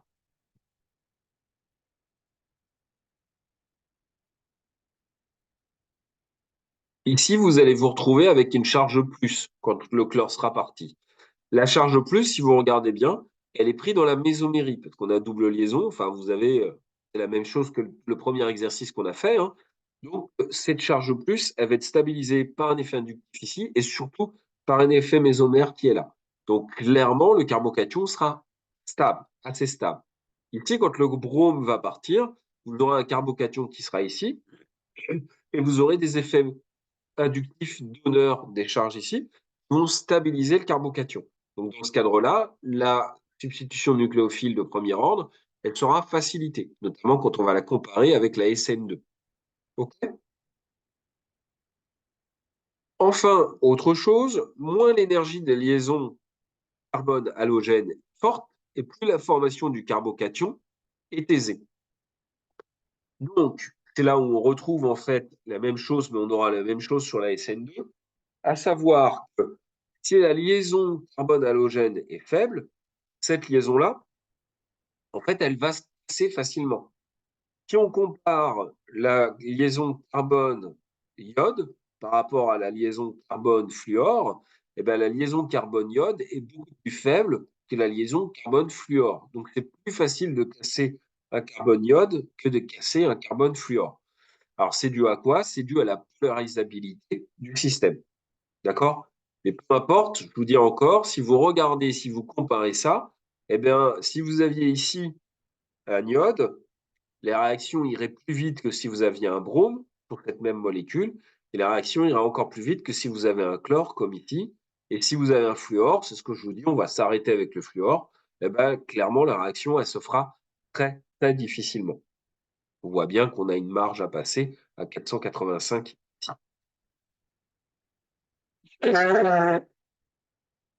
OK? Alors, je continue sur les facteurs qui favorisent la SN1. Qui va favoriser la SN1, et vous allez retenir ça aussi, on verra avec les exemples évidemment du cours des TD, hein, c'est les solvants polaires protiques. Alors, c'est quoi un solvant polaire protique? C'est un solvant donc polaire avec un delta moins, un delta plus, peu importe, mais surtout qui peut donner des liaisons hydrogènes. Ces solvants polaires protiques, ils vont avoir un effet, c'est qu'ils vont pouvoir stabiliser le carbocation intermédiaire, d'accord? Et c'est là où ça va être intéressant, c'est notamment dans le cadre de l'eau, tout simplement. Alors, on regarde ici. En fait, pour former le carbocation, donc vous avez cette molécule centrale ici avec un carbone qui a 3 groupements R, on va dire que c'est des alcanes, tout simplement, et vous avez une liaison carbone-brome. Ce qui va favoriser en fait la formation du carbocation, c'est que les charges plus qui vont apparaître sur le carbone, elles vont se stabiliser par le côté polaire. En fait, ils vont arriver par le solvant oxygène, par l'oxygène de l'eau qu'il va y avoir. Mais surtout, le fait d'être protique, ben, c'est intéressant parce que ça va créer des liaisons hydrogènes qui vont tirer en fait sur le brome qui est là. Et en tirant sur le brome qui est là, ben, ça va permettre de fragiliser la liaison que je surligne ici. Et donc, ça va favoriser la formation du carbocation. D'accord? C'est bon ça? Donc en fait, ce qu'il va falloir retenir, on fera un bilan à la fin évidemment, c'est que ce qui va favoriser la SN1, c'est aussi les solvants polaires protiques. La stabilité du carbocation et les solvants polaires protiques, ça va être les deux éléments clés en fait de l'ordre 1, SN1, et vous verrez après ordre l'élimination 1, ce sera pareil. OK? Alors, ici, je continue avec juste un exemple et ça nous permet justement de voir un exemple de substitution nucléophile. En fait, vous avez ici un groupement chlore qu'on a fait partir par le nucléophile. Alors, le nucléophile, eh bien, c'est RO qui est ici. Finalement, si vous regardez à la fin, vous avez fait un éther ici avec le OR qui a pris la place du chlore, hein, qui est donc venu Cl-, et puis il y a un H+ qui est parti, qui est devenu HCl. D'accord? Donc ça, on a fait cette réaction-là, peu importe qu'il y ait R là-dedans, d'accord? Et on a comparé avec différents solvants, donc de l'eau, de l'éthanol aqueux, de l'éthanol aqueux à 80%, à 40%, et de l'éthanol. Soyons francs, et vous l'avez vu normalement, l'eau donne plus facilement des liaisons hydrogènes que l'éthanol, d'accord? Ne serait-ce que parce que l'éthanol, vous n'avez qu'un endroit pour créer la liaison hydrogène, d'accord? Et donc, ça fait moins de sites possibles pour faire des liaisons hydrogènes. Et donc, on voit que la réactivité, quand vous êtes dans l'eau, elle est 100 000 fois plus importante que quand on est dans l'éthanol. C'est bon, ça? Donc, en fait, plus le solvant solaire sera polaire protique, et plus vous favoriserez la formation de la SN1. Donc, en fait, la SN1, c'est vraiment, je vous dis, un des éléments clés. Et quand on regardera les réactions, avec un œil un peu averti, quand on vous demandera est-ce que c'est une SN1 ou est-ce que c'est une SN2, bah, en fait, souvent, il suffit de regarder le solvant et vous savez déjà si vous voyez que le solvant il est protique, il donne des liaisons hydrogènes, a priori, c'est qu'on veut vous emmener sur de la SN1, d'accord? Et pas sur de la SN2. OK? Alors, toujours pour décrire cette substitution nucléophile et pour revoir un autre exemple qui est intéressant, eh bien, on va regarder l'implication qu'on va avoir sur la stéréochimie. Alors, on reparle encore de stéréochimie parce qu'évidemment, ça va avoir une information intéressante. On regarde d'abord un petit peu ce composé-là. Donc, on a ici le dérivé halogéné, d'accord? Un chlore, peu importe. On va avoir des éléments qui vont nous indiquer qu'on va pouvoir faire une SN1. D'accord? Parce que si on forme un carbocation, celui-ci sera stabilisé par effet mésomère. Donc, clairement, on a une réaction qui va favoriser la SN1. Ensuite, on a un solvant nucléaire protique, effectivement, H2O. Et en plus, H2O, eh bien, l'oxygène de H2O, il est lui-même nucléophile. Alors, ça fait partie de ces réactions intéressantes. Finalement, de la flotte, de l'eau, ça va vous faire à la fois le solvant, à la fois la réaction, et à la fois le réactif de départ. D'accord? Alors, regardons un petit peu qu'est-ce qui va se passer. Donc, dans la première étape, on forme un carbocation comme ceci. Quand on forme un carbocation, donc je vous l'ai représenté avec cette figure ici, avec un modèle moléculaire. Donc, vous avez ici, on voit le chlore qui est là. Si on regarde ce carbone, il est bien asymétrique. Et si on regarde un petit peu, eh bien, on trouve que ce carbone-là, il est S. Hein, vous vous souvenez de ça? Donc, 1, 2 et 3, donc on tourne bien comme ça, il est S. On va passer par cet intermédiaire carbocation. Et si on regarde bien, ici, vous n'avez que 3 liaisons. Donc, le carbocation, on en a déjà parlé, il est devenu AX3, il est plan. D'accord? Donc, le AX3, il est plan. Et du coup, quand on va avoir H2O qui va arriver par-dessus, il peut arriver soit par le haut, ou il peut arriver par le dessous. Donc, en gros, si vous voyez ma main, il arrive soit comme ça, soit comme ça. Soyons francs, il y a autant de chances qu'il arrive par le haut que par le bas. D'accord? Et donc, in fine, il fera, s'il arrive par le haut, il le fera comme ceci, il sera S. Et s'il arrive par le bas, il fera comme ceci, il sera R. D'accord? Donc, sur ce composé de départ que vous avez là, en fait, vous avez un composé qui est à 100% S et à la fin, vous obtenez un composé avec de l'alcool, mais avec 50% de celui-là et 50% de celui-là, c'est-à-dire un mélange racémique. D'accord? Qu'est-ce qu'on va dire de cette réaction? On va dire que cette réaction n'est pas stéréospécifique. C'est-à-dire que vous partez d'un composé ici qui est spécifique de façon stéréochimie, le S, et à la fin, vous obtenez un mélange de R et de S, un mélange 50-50. La réaction n'est donc pas spécifique, elle n'est pas stéréospécifique. Ça va, ça? Alors, en gros, ça fait souvent une des grosses raisons pour lesquelles vous ne voudrez pas faire des réactions de type SN1 quand vous avez un composé aromatique comme ceci. Ça sera plutôt quelque chose à éviter. C'est bon? Alors, si c'est bon, je vais passer à la SN2, puis comme ça, on avance, on va dire, sur la partie cours. Et puis demain, parce qu'on se voit quand même demain après-midi, eh ben, on continue justement euh, sur la partie qui a continué, c'est-à-dire cette partie-là, la partie SN, la partie TD. OK? Alors, on va faire la SN2 justement, la substitution nucléophile de second ordre. Alors, la substitution nucléophile de second ordre, en fait, je reprends mes exemples de chat. Tout à l'heure, le chat roux, donc c'est le nucléophile.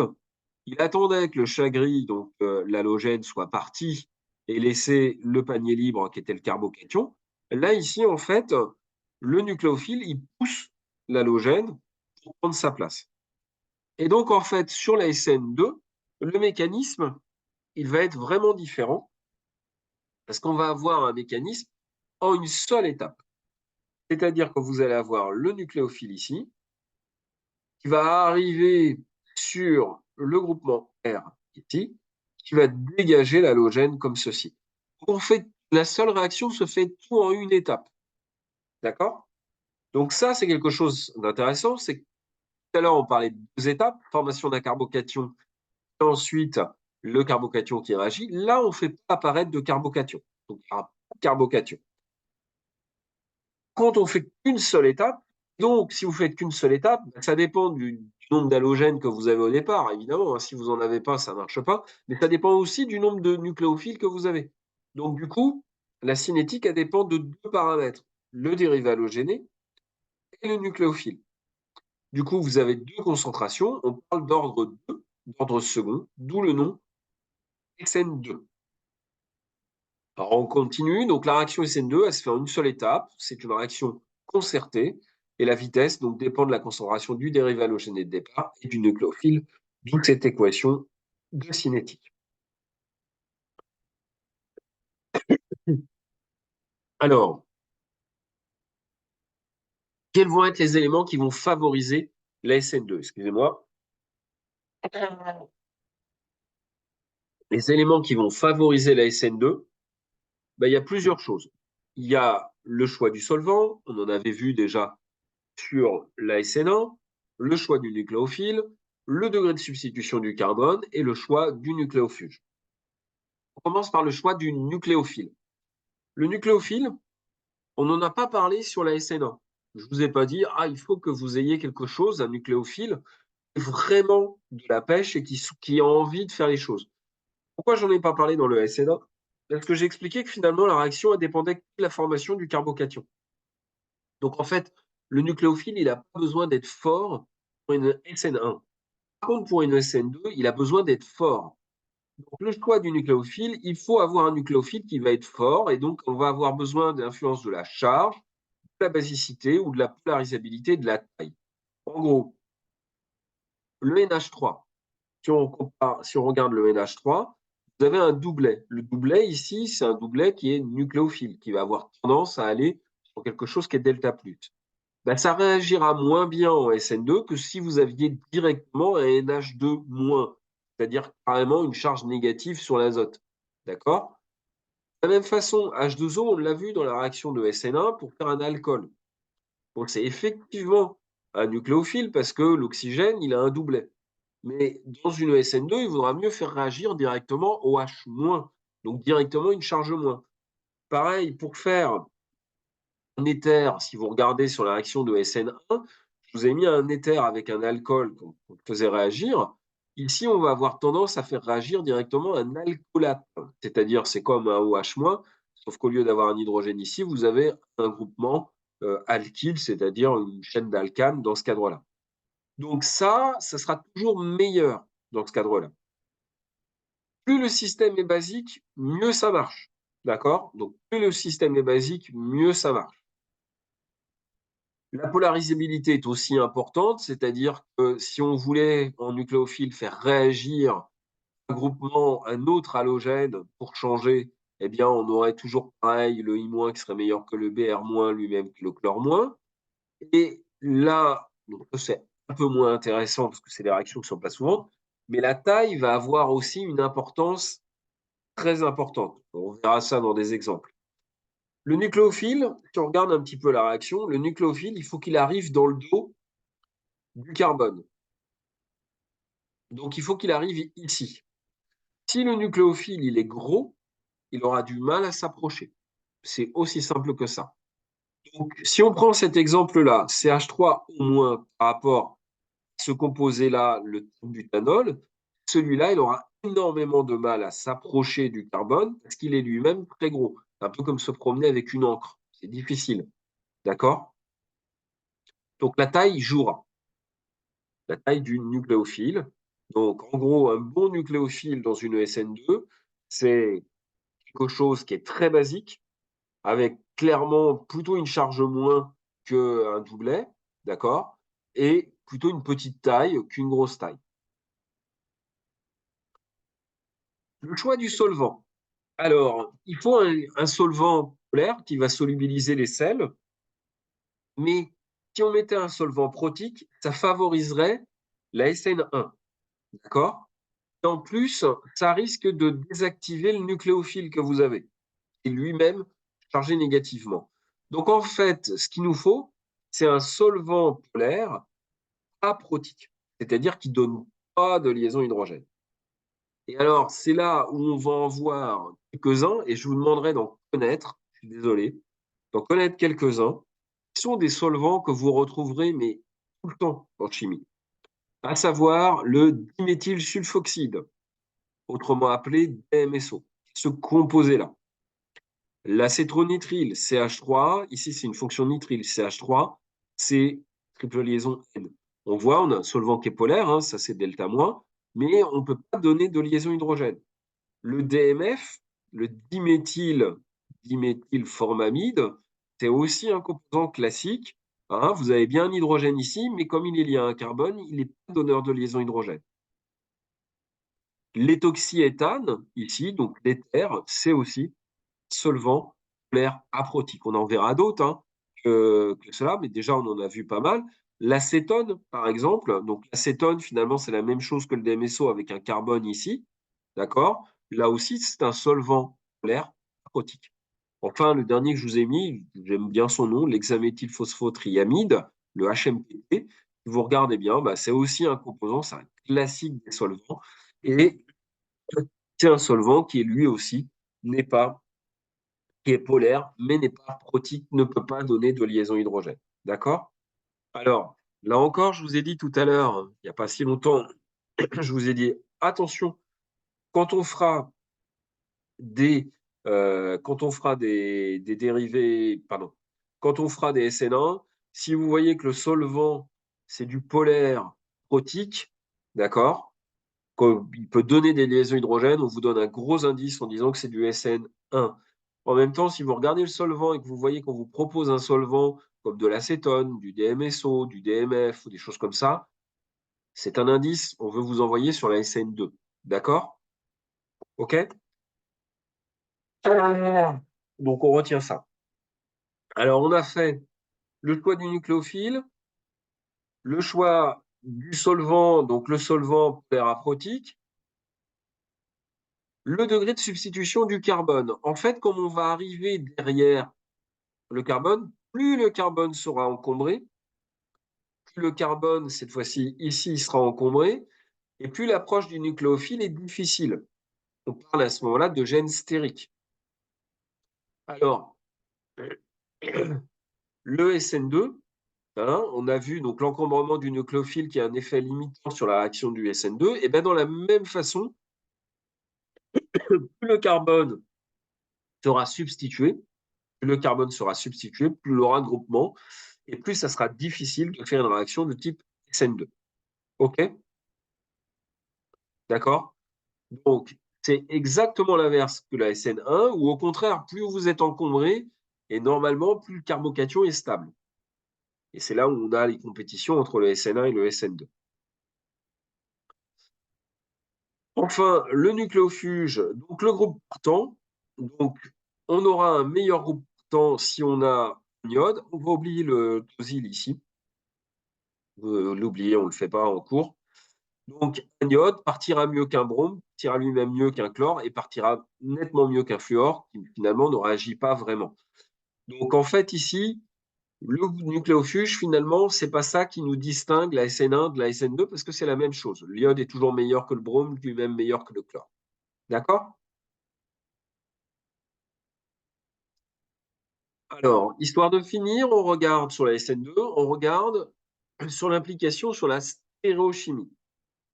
Donc, lorsque le nucléophile s'approche du dérivé halogéné, il y a ce qu'on appelle une inversion de Walden. Alors, on va regarder un petit peu cette réaction. Vous avez le chlore ici qui va interagir sur le CH3 et qui va faire sortir le brome. Alors, si on regarde un petit peu ce système-là, donc en fait, là, c'est une réaction qui est très simple. En fait, on a un chlore qui réagit sur le CH3 qui fait sortir le brome. Réaction un petit peu bébête comme ça. En fait, le chlore, ici, on l'imagine bien, il est moins, et la réaction va être concertée, c'est-à-dire que le moins va arriver sur le carbone comme ceci, et le brome va finir par partir. On va avoir une situation intermédiaire, un intermédiaire réactionnel, où vous allez avoir ici le brome qui va partir dans ce cadre-là, faire du brome moins et du chlore ici. Si on regarde un petit peu physiquement ce qui se passe, eh bien vous avez le nucléophile, le chlore moins, rapport au dérivé halogéné, le nucléofuge, le brome ici, eh bien, finalement, l'attaque, elle se fait dans le dos. Et de ce fait de cette attaque dans le dos, si vous regardez un petit peu l'orientation du carbone avec les trois hydrogènes qui sont ici, eh bien, on a fait une inversion un petit peu comme une inversion parapluie. Vous voyez, quand vous mettez le parapluie en arrière du vent, eh bien, ça s'inverse complètement. Eh bien, on a cette situation-là où finalement, vous allez retrouver le chlore de l'autre côté du brome. Donc, c'est ce qu'on appelle une inversion de Walden, et vous allez voir, ça va avoir une application forte sur la stéréochimie. contrairement à la SN1, c'est-à-dire qu'on va conserver la stéréospécificité. Mais il va y avoir une inversion de configuration du carbone entre le nucléofuge et le nucléophile. Et donc, le produit d'une molécule chirale par une SN2, eh bien, va vous obtenir une autre molécule qui sera chirale, normalement, à moins de faire un truc un petit peu bizarre. Mais bon, bref. Alors, je vous ai pris un exemple ici. Donc, ici, vous avez un chlore. Hop là, pardon, je vais y arriver. Ici, vous avez un chlore qui est là, qui est en avant du plan. Ici, vous avez du KCN. Alors, KCN, c'est quoi? C'est K+. Vous savez, le potassium, ça ne fait pas de liaison, hein, donc c'est K+, et c'est Cn-. Cn-, donc vous avez le carbone qui porte une charge de moins, c'est donc un très bon nucléophile. Carbone qui porte une charge de moins, c'est un bon nucléophile. Le solvant, c'est le DMSO. Clairement, on va avoir le Cn- qui va aller attaquer comme ceci, le carbone, et qui va attaquer derrière le chlore. Et du coup, le chlore va partir comme ceci. Et donc, on va obtenir ici le carbone, ici qui sera là-dessus, et qui sera en arrière du plan. Donc, ce qu'il faut retenir, on va le voir ça avec les TD, vous inquiétez pas. Ce qu'il faut retenir, c'est la chose suivante. On a le C- ici, qui arrive en arrière, du chlore qui va partir de l'autre côté. D'accord? Alors, en termes de stéréochimie, dans l'immense majorité des cas, vous aurez un R qui deviendra un S ou un S qui deviendra un R, parce que on inverse ce carbone-là. Mais attention, ce n'est que de la nomenclature. Pourquoi c'est que de la nomenclature? Et finalement, on ne fait pas un énantiomère. Cette molécule-là et cette molécule-là, c'est pas la même. D'accord? C'est deux molécules différentes, c'est pas de l'isomérie. Et donc, j'ai pris cet exemple-là à dessin. Si on fait un petit peu, regardez celui-là, s'il est R ou les S. Ici, vous avez un chlore, carbone, carbone, c'est la même chose. En arrière du plan, on a l'hydrogène, donc on est dans le sens direct de lecture. On compare ce carbone et ce carbone, puisque celui-là sera le premier. Ce carbone porte un oxygène, celui-là porte rien. On a donc 1, 2, 3. On tourne comme ceci, on fait un R. Celui-là, il est R. Regardons l'autre en face. L'autre en face, on a l'hydrogène qui est devant vous. D'accord? Donc l'hydrogène est devant vous, c'est le sens indirect de lecture. On se souvient, sens indirect de lecture, ça veut dire que ce qu'on va trouver, il faudra l'inverser à la fin. Alors on va classer carbone, carbone, carbone. C'est la même chose. On regarde à quoi est connecté. Ce carbone-là est connecté à rien, ce sera le troisième, sachant que le quatrième, c'est l'hydrogène. Ce carbone-là est lié à un oxygène, ce carbone-là est lié à 3 azotes. Donc, je me souviens, l'oxygène, ce qui est important, c'est le numéro atomique. Donc, l'oxygène est devant. Donc, ici, on a 1, 2, 3. On tourne comme pour faire un S, mais comme l'hydrogène est devant, il est R. Ça fait partie des exceptions, parce que très souvent, on a un R qui devient un S ou un S qui devient un R. Mais ici, c'est un exemple, on a fait bien une inversion de configuration, mais on a quand même la même configuration à la fin parce que ce sont deux mêmes molécules. Par contre, si vous regardez bien, on avait quelque chose, le nucléofuge, pardon, l'halogène qui était en avant du plan et le nucléophile qui est arrivé en arrière du plan. D'accord? Donc, on revoit ça demain parce que demain, on va refaire des TD sur cette partie-là de cours. Juste pour comparer un petit peu la SN2 et la SN1, voilà, avant de passer sur l'autre partie. La SN2 et la SN1, on va avoir à comparer les deux parce que très souvent, je vous le dis franchement, quand on fait de la chimie organique, en fait, on ne maîtrise pas tellement toutes les réactions qui se font. Et en fait, on fait souvent des mélanges. Mais bon, si vous avez un dérivé halogéné primaire, c'est-à-dire en gros un CH2 halogène, d'accord? Eh bien, dans ces cas-là, on va favoriser la SN2 parce qu'on sera peu encombré. Alors que si on est tertiaire, hein, eh bien, au contraire, comme on forme un carbocation, le carbocation tertiaire, souvenez-vous, sont plus stables que les secondaires, même plus stables que les primaires. Donc, on aura tendance à favoriser la SN1. Sur le nucléophile, c'est un regroupement qui va réagir derrière. Dans le cas de la SN1, on s'en fiche un peu parce qu'il va prendre tout ce qu'il va lui trouver sous la main. Donc, même s'il n'est pas très puissant, le nucléophile, c'est pas très grave, il réagira. Ce qui est dur, c'est de former le carbocation. Par contre, sur le SN2, le nucléophile, il doit arriver, il doit attaquer le carbone qui porte le chlore, par exemple. Donc, lui, il faut qu'il soit puissant, le nucléophile. Donc, un nucléophile puissant, plutôt de la SN2. Au niveau de l'halogène qui part, ben, en fait, c'est la même chose. C'est-à-dire que l'iode partira plus facilement que le brome, lui-même plus facilement que le chlore. Donc, c'est pas ça qui va les différencier. Et au niveau des solvants, ben là, ça va différencier. Parce qu'il faudra un solvant polaire. Ça, c'est obligé parce qu'on a des sels qui se forment à l'intérieur. Donc, il nous faut un solvant polaire. Mais ce qui va favoriser la SN1, c'est d'avoir un solvant qui donne des liaisons hydrogènes avec l'halogène. Donc, plutôt des solvants polaires protiques pour faire des SN1, alors que pour faire des SN2, c'est des solvants polaires protiques. D'accord? Alors, je vais m'arrêter ici pour la partie cours. Partage. Voilà. OK. Et je vais m'arrêter ici pour la partie cours. Et puis, je vais peut-être arrêter, si vous voulez, l'enregistrement. En fait, moi, j'ai un autre souci d'emploi du temps qui va arriver. Vous allez me dire, vous n'avez pas de bol avec moi, je suis désolé. J'arrête peut-être l'enregistrement et puis on discute, on prend 5 minutes pour discuter de ça. Donc, j'arrête l'enregistrement. Ouais.